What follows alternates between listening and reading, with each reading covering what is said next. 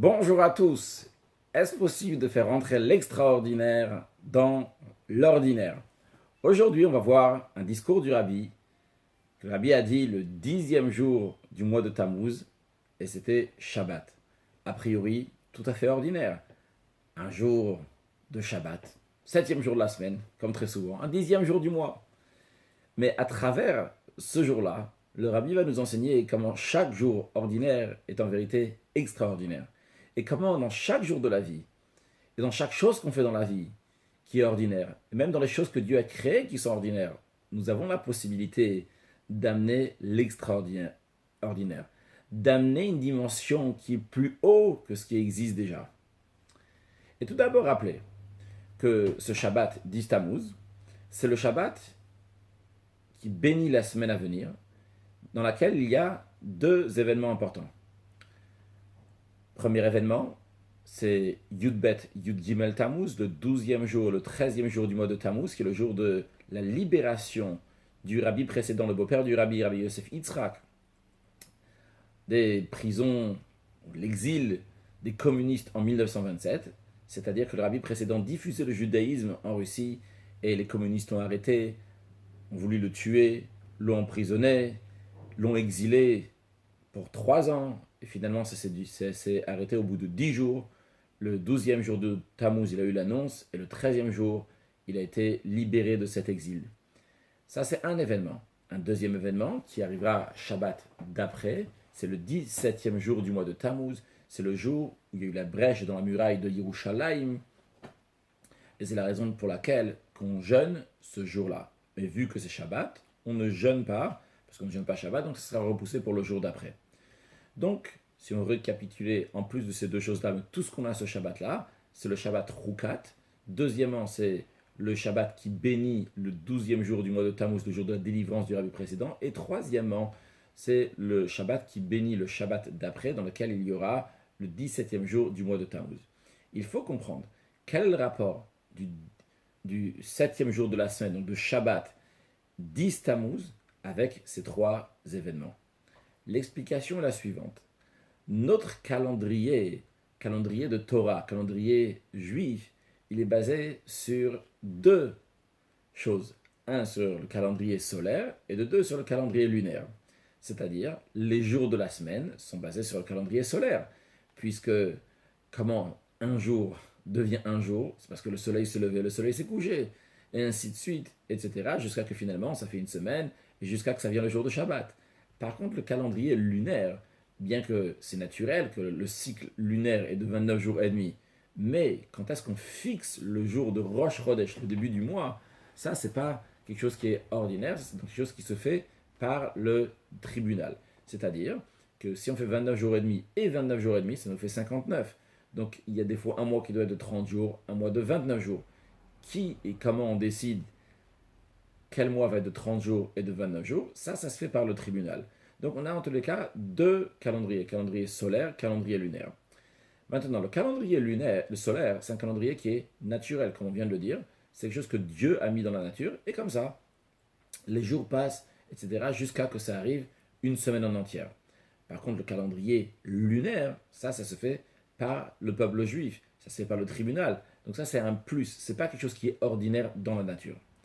Ça, c'est la différence aussi entre un jour de la semaine, et en l'occurrence Shabbat, aussi, Shabbat particulièrement, et les jours du mois. Le jour du Shabbat, c'est un jour qui est déjà saint en lui-même. Tu n'as rien besoin de faire pour que Shabbat va être saint. Shabbat, il est déjà saint.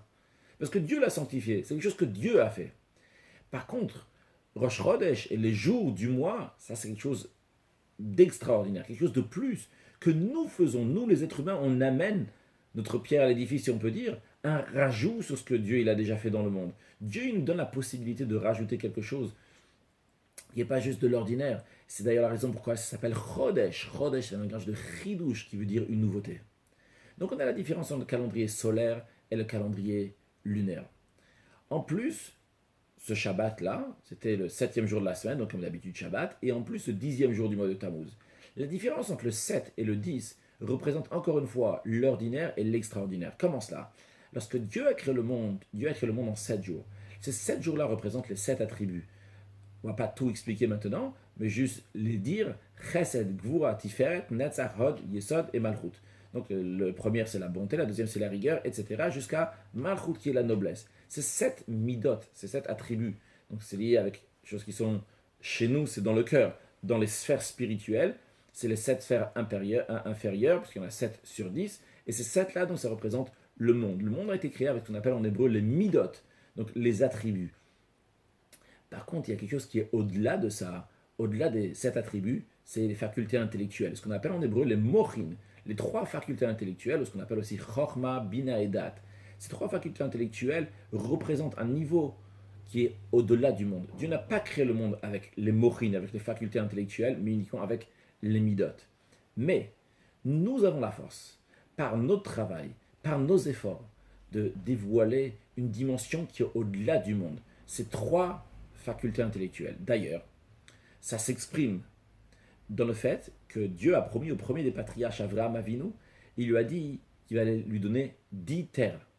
Concrètement, Dieu a donné à Avraham Avinu seulement 7 terres.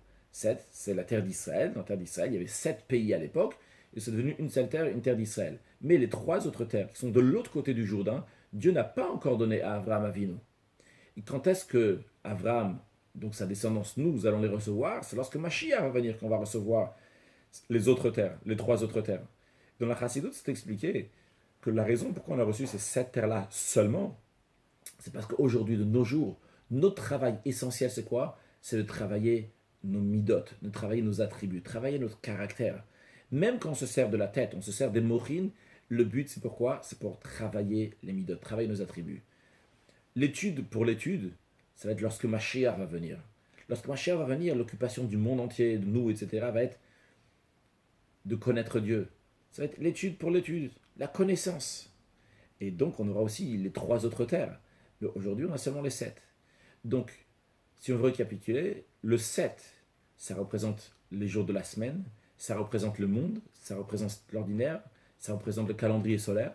Par contre, le 10, ça représente le surnaturel, l'extraordinaire, le chodesh, le calendrier lunaire, le chidouche, la nouveauté, le 10 qui représente pas seulement le chiffre 7 avec lequel Dieu a créé le monde, mais qui représente les 10 sphères dans leur totalité. Alors, ces 2 notions-là de 7 et de 10, de calendrier solaire et de calendrier lunaire, sont la différence entre l'ordinaire et l'extraordinaire. Eh bien, le rabbi nous dit, sache que chaque jour de la vie, chaque jour, on a 24 heures dans un jour, et dans chacun de ces jours, tu as aussi bien le calendrier solaire et le calendrier lunaire. Qu'est-ce que ça veut dire concrètement? C'est pas juste que tu as 2 calendriers, c'est que Dieu, il te dit, je te donne la force chaque jour de prendre l'infini, de prendre l'extraordinaire, de prendre ce qui te dépasse, de prendre le chiffre 10 entre guillemets, de prendre le chodesh, le chidouche, la nouveauté, la particularité, et de la faire rentrer dans l'ordinaire, dans le calendrier solaire, dans le jour ordinaire de la semaine. Chaque jour, tu as la possibilité de prendre l'infini et de le rentrer dans le fini. Chaque jour, tu as la possibilité de prendre la divinité qui est au-delà du monde et de la mettre dans le monde ordinaire. Vrai, ce monde ordinaire aussi a la divinité avec laquelle Dieu il a créé le monde. Mais c'est ordinaire. Tu as la possibilité de prendre une dimension divine qui est au-delà de ce monde-là et de changer ce monde, de rajouter encore quelque chose dans ce monde. Et ces 2 notions-là, de calendrier solaire et lunaire, de naturel et surnaturel, ça s'exprime aussi dans la paracha de Chukat. Comment cela? Chukat, ça veut dire une loi qui est irrationnelle. Et la Torah nous dit, Zot Chukat HaTorah. Ça, c'est la loi irrationnelle de la Torah. Ça veut dire on s'attend ici à une mitzvah qui va englober toutes les lois de la Torah. Chukat HaTorah, c'est la loi de la Torah. Et de quoi on parle? On parle de l'acte rituel, comment on fait une vache rousse. Il faut prendre une vache qui est entièrement rousse, comment on la brûle, et comment après on va prendre de ses cendres, et comment après ces cendres-là on va les mettre dans un réceptacle dans lequel on a mis de l'eau à l'intérieur de ce réceptacle-là, et comment après on va asperger la personne qui est devenue impure en contact d'un mort. En quoi c'est toute la Torah? Ici il y a toute la Torah, c'est une mitzvah, c'est un des commandements parmi les 613 commandements. Le Admour Azaken Rabbi Shneur Zalman, fondateur de la Chassidut Chabad, explique que oui, ici s'exprime toute la Torah. Pourquoi? Parce que on a 2 choses dans la vache rousse. Une chose, c'est que on brûle la vache rousse. Une deuxième chose, c'est qu'on met de l'eau dans un réceptacle. Le fait de la brûler, le feu, c'est quelque chose qui va du bas vers le haut. Mettre de l'eau dans un réceptacle, c'est mettre quelque chose du haut vers le bas. Ça s'appelle la notion de ratzo et chouv. Ratzo, c'est partir vers le haut. Chouv, c'est revenir vers le bas. Qu'est-ce que ça veut dire partir vers le haut, revenir vers le bas? Dans la vie de tous les jours, on a besoin, il faut s'inspirer, décoller, arriver à un niveau qui est plus haut, se dépasser, sortir de soi-même, faire un ratzo, courir, aller plus haut, avoir une volonté de s'attacher à Dieu, d'aimer tellement Dieu qu'on veut se déconnecter de ce monde matériel. C'est une bonne volonté. Mais cette volonté doit suivre après un chouv, qui est très important. Le chouv, c'est revenir littéralement. C'est revenir dans ce monde-là. Parce que le but, finalement, vrai, tu t'inspires, mais après tu reviens dans ce monde-là matériel avec cette inspiration, va t'influencer à être cadré. Cadrer cette motivation que tu as eue, cette inspiration, elle doit revenir dans un cadre bien précis. Et c'est ça, la vache rousse. D'un côté, il y a le ratzo, il y a le feu qui va du bas vers le haut. Mais d'un autre côté, tu as le chouv, tu reviens, tu mets de l'eau dans un réceptacle bien cadré. Alors cette notion de ratzo et chouv, de vouloir se partir de soi-même et de revenir dans ce monde, c'est la même différence entre le chiffre 10 et 7, entre le surnaturel et le naturel. Lorsque je veux me dépasser, sortir de moi-même, un ratzo, ça c'est une dimension qui me dépasse. C'est le chiffre 10, c'est le calendrier lunaire, le chidouche, la nouveauté, l'extraordinaire. Par contre, lorsque je reviens après dans ce monde, revenir dans les choses matérielles, dans l'ordinaire, eh bien, c'est le calendrier solaire, la nature, l'ordinaire. Et on te dit justement, Rukat Toa, toute la Toa, elle est quoi? Avoir les deux. D'un côté, monter vers le haut, d'un autre côté, ramener vers le bas. D'un côté, le calendrier solaire, d'un autre côté, le calendrier lunaire, d'un côté, le 7 et d'un côté, le 10. Cette même idée, on la retrouve aussi dans la délivrance du rabbi précédent, Rabbi Yosef Yitzhak. Lorsque Rabbi Yosef Yitzhak est sorti de prison, grâce à cela, il a pu avoir une manière de diffuser la chassidoute comme ça n'a jamais été auparavant, surtout des années après lorsqu'il est arrivé en Amérique, et qu'à ce moment-là, ça a commencé une diffusion comme ça n'a jamais été dans tous les coins du monde. Alors ici, on a d'un côté, on a la chassidoute. La chassidoute, c'est quelque chose qui est très très haut. Ça parle de Dieu, connaître Dieu. Dieu, il n'y a pas plus haut que Dieu. Mais d'un autre côté, on te dit cette chassidoute, cette divinité, où est-ce qu'elle rentre? Elle rentre dans le chabad. Elle rentre dans ton chorma binadat. Elle rentre dans tes facultés intellectuelles. Dans les facultés intellectuelles, même de notre âme animale. C'est-à-dire qu'on peut tout à fait comprendre ces sujets les plus hauts. Les choses qui sont très très hautes de la chassidoute viennent dans le niveau le plus bas, dans notre tête. Cette dimension donc, qui est extraordinaire, qui vient dans quelque chose d'ordinaire. Encore une fois, le même point commun qu'on a vu dans la paracha de Chukat, et le même point commun qu'on voit de le Shabbat 7, 7e jour de la semaine, et le 10e jour du mois de Tammuz. Il en est de même aussi en ce qui concerne le 17 Tammuz. Le 17 Tammuz, c'est un jour dans lequel il y a eu quelque chose de mal qui arrive au peuple juif. Mais c'est expliqué que le jour de 17 Tammuz, d'ailleurs comme tous les jours de jeûne, le prophète Ishaïa dit, c'est Yom Ratzon Hashem, c'est un jour de volonté à Dieu. C'est un jour qu'Hachem il nous aime encore plus. Il exprime son amour, mais de manière cachée, comme un père qui nettoie son fils qui est sale. Il l'aime, c'est pour ça qu'il est en train de le nettoyer. Mais on ne le voit pas. Mais, bien que c'est une dimension qui nous dépasse, notre travail, il est de dévoiler ce bien qui est caché. C'est-à-dire, il y a le bien qui est dévoilé. Comme Dieu, il a créé le monde, ce qui est ordinaire. Mais notre travail à nous, c'est dépasser. Amener une dimension qui est plus haute. Le bien qui est caché, le dévoiler. Alors, c'est dans chaque jeûne, c'est toujours comme ça. Et chaque année, le 17 Tammuz. Mais particulièrement, lorsque 17 Tammuz tombe un jour de Shabbat, eh bien, à ce moment-là, fusionne aussi bien le bien dévoilé et le bien caché. Qu'est-ce que cela veut dire? Le bien dévoilé, c'est le fait que c'est un Shabbat. Un Shabbat, on n'a pas le droit d'être triste. Le Shabbat, il faut manger, il faut boire. Donc, il y a un bien qui est dévoilé ici. Et d'un autre côté, c'est en même temps le 17 Tammuz. Si c'est le 17 Tammuz, il y a aussi le bien qui est caché ici. Donc, on a aussi bien la dimension donc, du bien qui est caché, quelque chose qui nous dépasse. C'est vrai que Dieu nous aime, mais on ne le voit pas en général. Eh bien, quand Mashiach va venir, il y a écrit que tous ces jours de jeûne vont se changer en jours de joie et d'allégresse. Eh bien, quand le 17 Tammuz, il tombe Shabbat, on a déjà un avant-goût de ce qu'il va y avoir lorsque Mashiach va venir, ça va se dévoiler le bien qui est dans le jeûne. Puisque déjà ce jour-là, c'est le 17 Tammuz, et c'est quelque chose qui nous dépasse, un amour de Dieu qui nous dépasse, qu'on ne comprend pas comment ça s'exprime de telle manière, mais ça rentre dans un jour ordinaire de Shabbat, dans lequel on mange, on boit, donc quelque chose qui est extraordinaire, qui rentre dans l'ordinaire. Donc on a compris comment on retrouve le chiffre 7 et le chiffre 10, comment on retrouve le jour de la semaine et le jour du mois, aussi bien dans la paracha de Chukat, aussi bien dans la délivrance du rabbi précédent, Rabbi Yosef Yitzhak, et dans le 17 Tammuz. Et le message à chaque fois, c'est qu'on prend les choses qui nous dépassent et on les amène dans la vie de tous les jours. Mais qu'est-ce que ça veut dire concrètement tout ça? Tout ça, c'est de la philosophie, c'est bien, c'est théorique. Concrètement parlant, qu'est-ce que cela veut dire pour nous? Eh bien, chacun de nous a un corps et une âme. Notre corps, c'est un corps qui est limité, un corps qui est, entre guillemets, ordinaire. C'est la nature. Mais notre travail, on a aussi une âme. Cette âme-là, on ne la voit pas parce qu'elle est spirituelle, elle est surnaturelle, elle est au-delà du corps, elle est illimitée.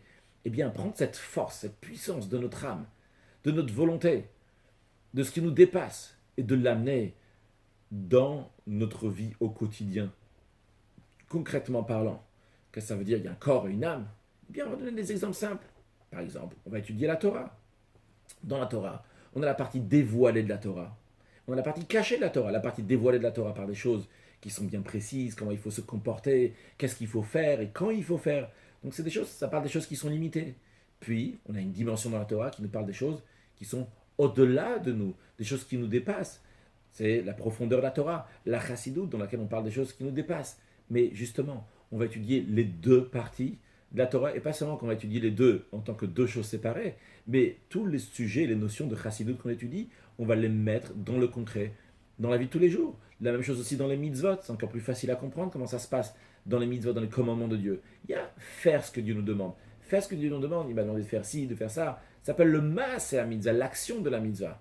Mais on ne va pas se contenter juste de l'action qui est limitée. On va mettre la kavana, on va mettre l'intention de la mitzvah à l'intérieur. Ça, c'est mettre ce qui est extraordinaire, ce qui est au-delà de l'ordinaire de la mitzvah normale, tu la mets dans la mitzvah. Dans cette mitzvah qui est juste une action, tu vas mettre de la kavana, tu vas mettre une intention. Et le rabbi souligne particulièrement la mitzvah de tzedaka, de charité, de donner la charité, bien que tu peux donner sans avoir pensé quoi que ce soit. L'essentiel, c'est que l'autre, il a reçu. Mais quand même, le faire avec un beau visage, le faire avec un visage souriant, avec une motivation envers un autre.